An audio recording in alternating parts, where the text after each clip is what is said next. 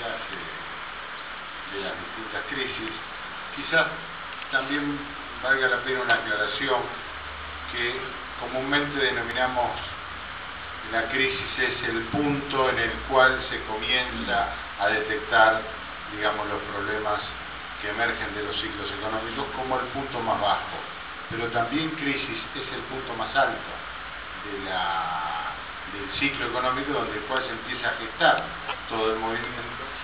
como bien se dijo aquí en el tema del 29, que proviene por la acumulación de stocks del sistema capitalista, que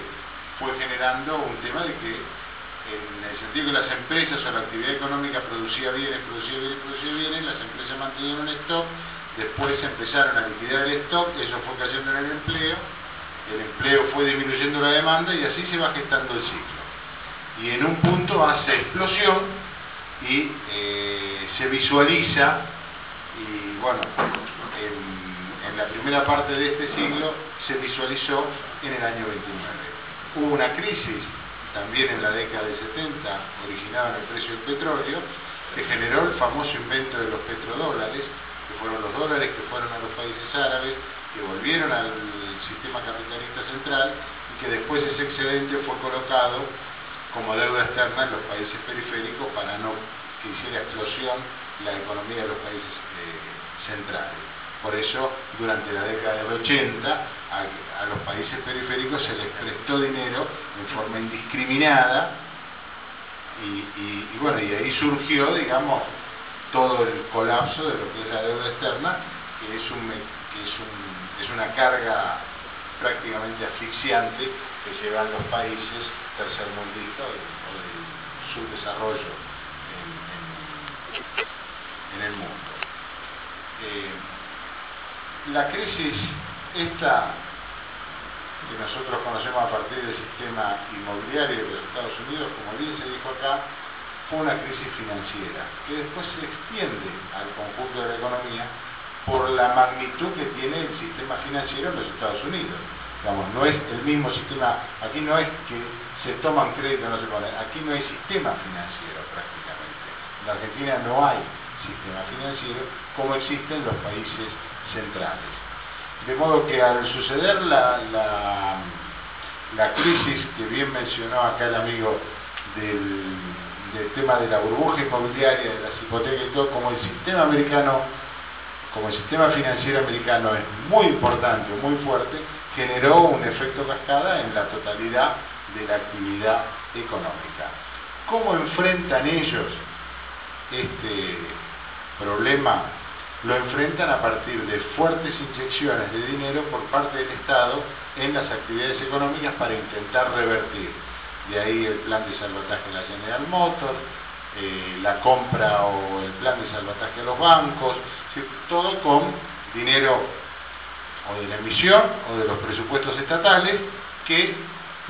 tanto el gobierno americano como los países europeos inyectan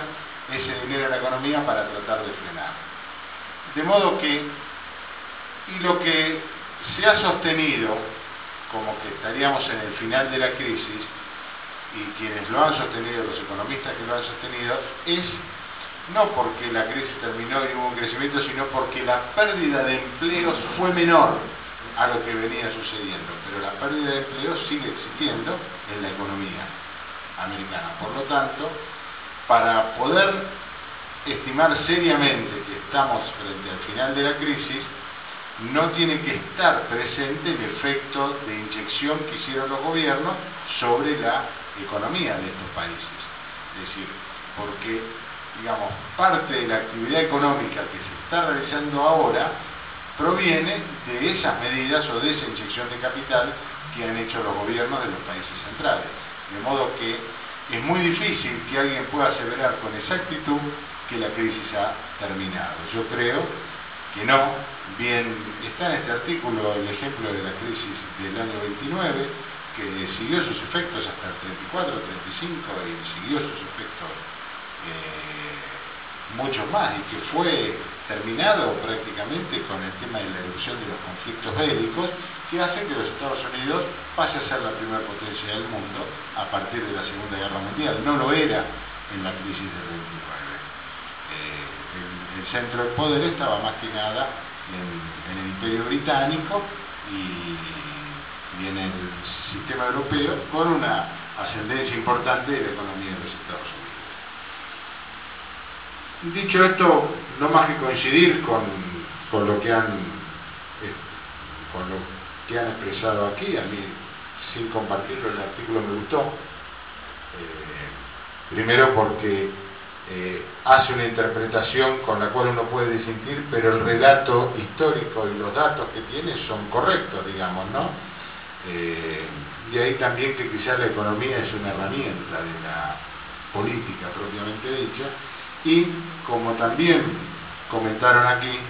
con el mismo planteo con el cual Bush hacía el tema de la economía de mercado y que el mercado debe arreglar las cosas, como la economía es una herramienta para ellos absoluta, sin pudor inyectaron miles de millones de dólares en la economía como si todo lo que dijeron antes no existía. ¿Por qué? Bueno, porque para ellos estas cuestiones son una herramienta del fin que ellos persiguen, que es mantener la hegemonía económica de los Estados Unidos y de los países centrales. Si nosotros tomamos